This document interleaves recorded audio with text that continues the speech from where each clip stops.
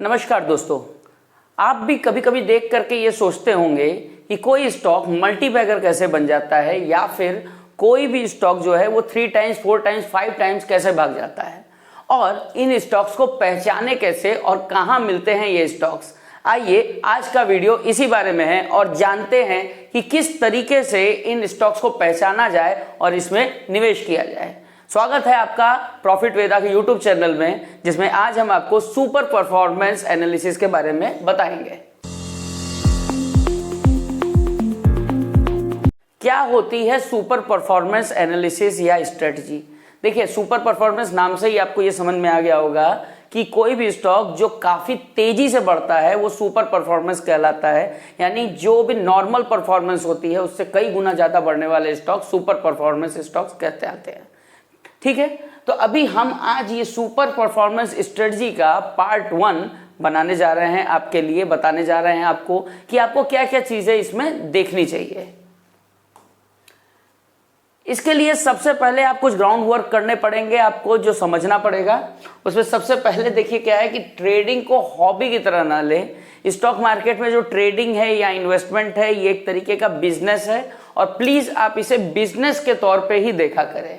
Second है कि success occur when opportunity meets preparedness, यानी कोई अपॉर्चुनिटी आती है और आप पहले से प्रिपेयर रहते हैं तभी आपको वो अपॉर्चुनिटी 100% काम की होती है, 100% फायदा देती है। नहीं तो अगर मान लीजिए कि दरवाजे पे कोई खटखटाता है, माता लक्ष्मी खटखटाती हैं और आप टॉवल में घूम रहे हैं तो यहाँ पे हो जाएगी गड़बड़। Practice properly and objectively analyse your result to discover mistake. कहते हैं कि अक्सर हम लोगों से कोई गलती जब होती है तो मात्र वो गलती हमारा लॉस नहीं करती, हमें कुछ सिखा के भी जाती है। तो अपनी गलतियों से सीखे जरूर कि कहाँ पर क्या चीज़ गलत हो गई है, उसको फिर सही करें। क्योंकि कोई भी एनालिसिस करने पर आप पहली बार में उसको जो है सॉर्ट आउट नहीं कर सकते, 100% नहीं बना सकते perfect. Specialise in one trading style. मैं अक्सर अपने स्टूडेंट से यही बोलता हूं कि आपको सिर्फ एक ट्रेडिंग स्टाइल में जाना पड़ेगा, चाहे कोई भी हो। अगर आप मान लीजिए कोई भी एक स्ट्रेटजी अपनाए हुए हैं, सपोर्ट रेजिस्टेंस वाली, बॉलिंगर बैंड वाली, सुपर परफॉर्मेंस वाली, सुपर ट्रेंड वाली या कोई भी इस तरीके की, तो कोई भी एक स्ट्रेटजी में 100% अपने आप को प्रैक्टिस करें, उसमें परफेक्ट बनाएं। जैसा कि एक ब्रूस ली करके एक व्यक्ति थे, उन्होंने एक बात बोली थी जिनकी बात मुझे अक्सर समझ में आती है इसको लेकर के। ब्रूस ली ने ये कहा था कि मुझे उस व्यक्ति से डर नहीं लगता है जो 100 प्रकार की किक सीखा हो, बल्कि उससे डर लगता है जो एक किक को 100 बार प्रैक्टिस किया हो। Key to make big money in stock. Stock market में बड़ा पैसा बनाने के लिए आपको क्या चीजें करनी पड़ेंगी? To make lot of money in stock, you need to combine strong fundamental with positive trend in healthy market. You want all forces behind you. हर चीज आपके लिए वर्क करनी चाहिए। फंडामेंटल, टेक्निकल और मार्केट टोन, इन तीनों के कॉम्बिनेशन आपको करना पड़ेगा अगर आपको एक बेहतरीन रिजल्ट चाहिए। तो क्या मैटर करता है? What is big institution think?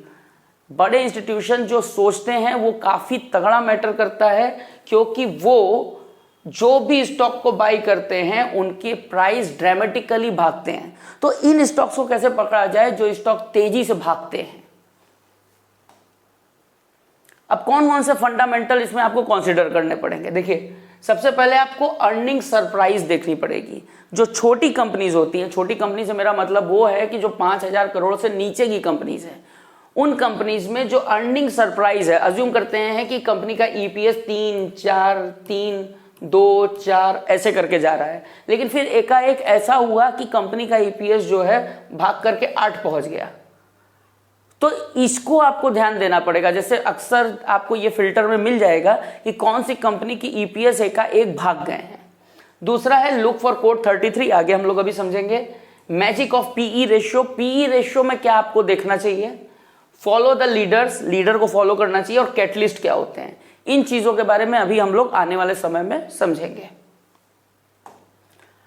तो अर्निंग के लिए जब सरप्राइज के लिए फोकस करते हैं तो समझिए कोई भी कंपनी का ईपीएस वो हमेशा ऊपर के साइड नहीं जाता रहता, समझ रहे हैं? अर्निंग जो है वो एकाएक रुका रुका रुका फिर तेजी से भागता है, फिर ऊपर, फिर भागा, फिर उसके बाद ये डाउनफॉल आ जाता है। इसका मतलब ये होता है कि जो लार्ज कैप कंपनीज होती हैं उनके ईपीएस में थोड़ी थोड़ी बढ़त होती रहती है, लेकिन स्मॉल कैप कंपनीज का ईपीएस यू डोंट नो कि वेयर इट गोज, समझ रहे हैं। इसलिए उनके ईपीएस पे बहुत तगड़ा ध्यान देना होता है। जब हम अर्निंग के ऊपर फोकस करते हैं यानी कि ईपीएस के ऊपर फोकस करते हैं तो ये ईपीएस 4 स्टेजेस में किसी भी कंपनी में होता है, ठीक है। इसमें स्टेज 1 होती है जिसमें वो स्टॉक जो है वैल्यू स्टॉक कहलाता है। स्टेज 2 होती है जिसमें पॉजिटिव अर्निंग सरप्राइजेस आते हैं, इंस्टीट्यूशनल प्लेयर्स आते हैं और कंपनी जो है वो ग्रोथ स्टॉक के रूप में परफॉर्मेंस देने लगती है। स्टेज 3 में लॉस ऑफ ईपीएस मोमेंटम आता है, यानी कि मान लीजिए अगर ईपीएस ऊपर की ओर बढ़ रहा है तो ईपीएस थोड़ा नीचे की ओर आने लगता है। और स्टेज 4 में निगेटिव ईपीएस सरप्राइजेस आते हैं और हर चीज़ जो है कंपनी की निगेटिव होने लगती है। तो इसका मतलब क्या है कि हमें ये समझ जाना चाहिए कि कंपनी को बेचने का समय आ गया। लेकिन मीनवाइल खरीदना कहाँ है? खरीदना है हमें स्टेज 2 पे, ये आप समझ चुके होंगे। नाउ अब यहाँ पे अगर आप देखें तो इसी का एग्जांपल मैंने क्रिएट किया है कि अगर आप यहाँ पे देखिए एक स्टॉक है जो लगभग 2018 से लेकर 2020 तक एक ही रेंज में घूमा, क्योंकि इसकी जो ईपीएस थी वो बहुत ज़्यादा नहीं बढ़ रही थी। आप यहाँ पे देखिए, यहाँ पे एक ईपीएस सरप्राइज आया है, उसके बाद से अगले ही क्वार्टर से कंपनी में फिर से ईपीएस सरप्राइज आया और शेयर का रेट ऊपर के साइड भागने लगा। और आप यहाँ पे ध्यान देंगे कि कंपनी के शेयर का रेट लगभग 200 रुपए से बढ़ करके 800 रुपए तक छू दिया सिर्फ 1.5 साल के अंदर में, जबकि 4 साल में कंपनी एक ही रेंज में टहल रही थी। यानी कि ईपीएस में सरप्राइज होना ये एक बहुत इंपॉर्टेंट पार्ट होता है। अगर आप किसी भी सुपर परफॉर्मेंस कंपनी को देखना चाहते हैं तो ये जरूर देखें कि कंपनी के ईपीएस में सरप्राइज आया है कि नहीं, यानी कि कम से कम 100% उसका ईपीएस बढ़ा हो या 70-80%। कोड 33 यानी कि कंपनी की अर्निंग, सेल और प्रॉफिट मार्जिन, ये तीनों चीज बढ़ते रहनी चाहिए एक ही अनुसार। यानी ऐसा नहीं है कि कंपनी की सेल बढ़ रही है और प्रॉफिट मार्जिन गिर रही है, या प्रॉफिट मार्जिन बढ़ रही है लेकिन सेल नहीं बढ़ रही है। इन सब पे भी आपको ध्यान देना होगा कि प्रोपोर्शन लगभग सेम रहे। सेकंड जो है, हॉट सेलिंग प्रोडक्ट होना चाहिए कंपनी का और उसकी सेल में इंक्रीमेंट होना चाहिए, लगातार इंक्रीज होनी चाहिए। हॉट सेलिंग प्रोडक्ट का मतलब क्या? जैसे नेस्ले है, समझ लिया। हालांकि नेस्ले की सुपर परफॉर्मिंग कंपनी नहीं है, छोटी कंपनी नहीं है, लेकिन फिर भी मैं सिर्फ एक एग्जांपल बता रहा हूँ कि नेस्ले है। तो नेस्ले का हॉट सेलिंग प्रोडक्ट क्या है? मैगी। मैगी ने 97% नूडल मार्केट को कैप्चर कर रखा है। तो एक इसी तरीके का एक उसका नीश प्रोडक्ट होना चाहिए जो उस कंपनी के पास रहे, यानी लगभग मोनोपोलिस्ट कंपनी टाइप की रहे वो। अब मैजिक ऑफ पी रेशियो, आपने अक्सर सुना होगा कि लो पी की कंपनी फायदेमंद होती है, लेकिन यहाँ पे उल्टा है। यहाँ पे जो हायर पी की कंपनी है वो ज़्यादा अच्छी होती है। हायर पी का मतलब क्या हुआ कि कंपनी की पी ऐसी होनी चाहिए जो आने वाले समय को पचा सके। जैसे मैं यहाँ पे अगर ध्यान दूं कि अगर मान लीजिए 2 कंपनी है, कंपनी ए और कंपनी बी, तो कंपनी ए की पी मान लीजिए 20 की है और कंपनी बी की 42 की, तो company be super performance stocks में ज़्यादा अच्छा वर्कआउट करेगा। ठीक है, अगर आप यहाँ पे देखिए कि जो हायर पी मतलब है, high PE means the high expectation in the market and low PE means there is low expectation of that stock in the market। यहाँ पे एक छोटा सा सर्वे भी है, यानी छोटा सा एक डाटा भी है कि जो एवरेज 25 बेस्ट स्टॉक हैं, 25 बेस्ट स्टॉक जो थे 1995 से 2005 के बीच में, उसका जो एवरेज पी था वो 33 का था। समझ रहे हैं? यानी कि अगर मैं आम पब्लिक की बात करूं तो वो 30 के पी के ऊपर जल्दी स्टॉक खरीदते ही नहीं है। कंपनी का पी जब 15 का रहता है, 14 का रहता है, तब खरीदते हैं। लेकिन यहाँ पे उल्टा है, यानी जो हाईएस्ट पी है जो हम लोग एक्सपेक्ट करते हैं उसके भी ऊपर जब पी जाता है तब उसकी असली बढ़त होती है। 33 के पी के बाद ही मार्केट ने तेजी से खींचा, उनके स्टॉक्स ने तेजी से खींचा। और अगर आप यहाँ पे देखें, रेंज जो रहती है लगभग 223 टाइम्स तक जाती है, लेकिन मतलब 200 का पीई। अब अगर आपको पीई के बारे में नहीं पता तो हमारा एक वीडियो है, उसमें आप पीई के बारे में देख सकते हैं। ठीक है, उसका जो लिंक है वो आपको यहाँ पे ऊपर दिखाई देगा। यानी 200 के पीई तक के स्टॉक्स जो है वो सुपर परफॉर्मेंस स्टॉक्स में आते हैं। लास्ट में देखिए तो एवरेज पीई जो इंक्रीमेंट होती है वो लगभग 100 से 200% तक जाती है, यानी कि अगर किसी कंपनी का पीई 30 है तो 90 के पीई तक वो जा सकता है। अब इस चार्ट में देखिए, यहाँ पे मैंने आपको इसी का एक उदाहरण दिया है। एक कंपनी है मैसडॉक का पीई जब 18 का था, यानी अपने हाईएस्ट पीई को जब इस पीई ने क्रॉस किया, यानी एकदम सुपर एक्सपेंसिव हो गया, उसके बाद जाकर के इसके स्टॉक में लगभग कितने की तेजी आई भाई, 600 से बढ़कर 2000 पे चला गया। कितने समय में? ओ माय गॉड, सिर्फ लगभग 6 महीने के अंदर, 1 साल मैक्सिमम, 1 साल के अंदर इसने लगभग 3 टाइम्स से भी ज्यादा का इसने रिटर्न दिया। मेरी बात समझने की अगर आप कोशिश करें तो आपको मैं ये बता दूं कि इंस्टीट्यूशनल प्लेयर्स को पता है कि रिटेलर्स क्या चीज देखते हैं। अगर आप भी उस स्टॉक में घुसेंगे जिसमें इंस्टीट्यूशन घुसे हुए हैं तो आप बहुत अच्छा पैसा बनाएंगे, लेकिन आप इमोशनली उस स्टॉक में कभी जा ही नहीं पाएंगे, क्योंकि आपको ऐसा लगेगा कहीं ये स्टॉक कहीं क्रैश न कर जाए। ये देखिए, ये स्टॉक जो है लगभग 300 रुपए से बढ़ करके 600 रुपए गया।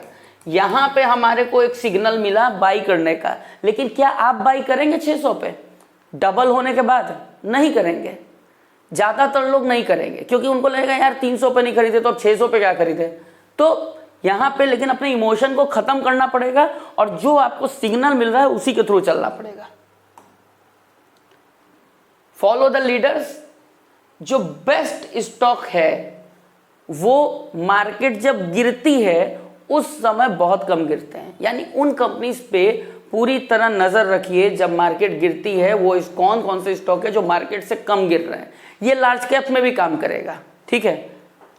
तो मार्केट लीडर्स जो होते हैं वो पहले ही 52 वीक हाई बनाते हैं, यानी कोई भी कंपनी, कोई भी इंडस्ट्री का जो मार्केट लीडर होगा वो पहले ऑल टाइम हाई बनाएगा, उसके बाद फॉलोअर्स ऑल टाइम हाई बनाते हैं, ठीक है। और to find which groups are leading, track the 52 week new high list. 52 week new high list को ट्रैक करिए, आपको पता चल जाएगा कि आने वाले समय में कौन सी इंडस्ट्री है जो भागने वाली है या कौन से स्टॉक्स हैं जो तेजी से ऊपर जाने वाले हैं। यहाँ पे अगर मैसडॉक के बारे में बात करें तो ये 52 वीक हाई बनाने के बाद ही 3 गुना भागा है, ठीक है। अब आप 52 वीक हाई जो है उसका मतलब ही ये हुआ कि भाई हम और आगे जाने वाले हैं। अगर आपके जैसा सारे लोग सोच रहे होते तो फिर वो गिर गया होता ना। अब कैटलिस्ट क्या होता है? कैटलिस्ट एक कोई हॉट सेलिंग प्रोडक्ट हो सकता है, ठीक है। गवर्नमेंट से किसी तरीके का अप्रूवल हो सकता है, कोई नया सीईओ आ सकता है, कोई बड़ा कॉन्ट्रैक्ट मिल सकता है। ये सारे कैटलिस्ट होते हैं। कैटलिस्ट का मतलब आप शायद समझते होंगे, जो रिएक्शन को और बढ़ा दे उसे कैटलिस्ट कहते हैं। अगर कोई कंपनी अच्छा परफॉर्म कर रही है और उस कंपनी में कुछ अच्छी चीजें और हो जाएंगी तो वो कंपनी की ग्रोथ को और तेज कर देगी। तो इन न्यूज पे ध्यान रखिए।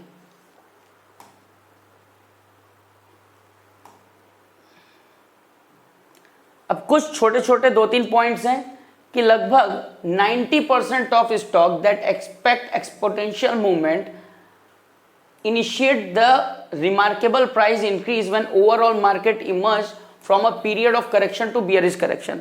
जैसा कि इसके पहले मैंने आपको बताया था कि कोई भी स्टॉक जब मार्केट जब बियरिश फेज में होगी तब उसके बाद जो स्टॉक इमर्जिंग रूप से आगे बढ़ेगा वही स्टॉक आपका सुपर परफॉर्मेंस स्टॉक कहलाएगा। इसलिए मनाइए कि स्टॉक मार्केट जब गिरेगी तो उस समय आप बेहतरीन रिटर्न भी बना सकते हैं और अच्छे स्टॉक्स को भी पकड़ सकते हैं। Super performance phase occur during the first 10 years after the stock IPO. ये बहुत इंपॉर्टेंट पॉइंट है। इसके पहले जो मैसडॉक का मैंने दिखाया था, अगर आप ध्यान दें तो वो स्टॉक आईपीओ आने के 2 साल के बाद में चलना चालू हुआ, 2 साल या 1 साल के बाद। तो उन स्टॉक्स पे बहुत तगड़ी नजर रखें जो आईपीओ आने के बाद 1-2 साल तक कंसोलिडेट कर लेते हैं। Stock has relatively small total market cap. इसका मतलब यह हुआ कि स्टॉक में जो फ्री फ्लोट मार्केट कैप रहे वो काफी कम रहे, यानी प्रमोटर्स के पास होल्डिंग अच्छी रहनी चाहिए। अगर प्रोमोटर के पास 60 से लेकर के 70% तक की होल्डिंग है, इसका मतलब मार्केट में शेयर्स ही नहीं है। और अगर मार्केट में शेयर नहीं है तो रिटेलर जब खरीदना चालू करेंगे या जब बड़े प्लेयर खरीदना चालू करेंगे तो एकाएक वो शूट कर जाता है। Okay, that's all from my side. अगर आपको ये वीडियो अच्छा लगा हो तो प्लीज़ आप इसे लाइक करें। अगर कोई भी तरीके का सुझाव हो तो प्लीज़ कमेंट करें, और अगर आपको कुछ भी पूछना हो तो हमें कमेंट करके बताएं कि आने वाले समय में हम और कौन से आपको हेल्प करने के लिए वीडियो बना सकते हैं। इसी सीरीज का एक पार्ट 2 भी है जो हम जल्द ही आपके लिए लाएंगे। अगर आपको लगता है कि ये वीडियो किसी की हेल्प कर सकता है तो प्लीज़ उसे शेयर करें and subscribe our channel profit Veda. Thank you.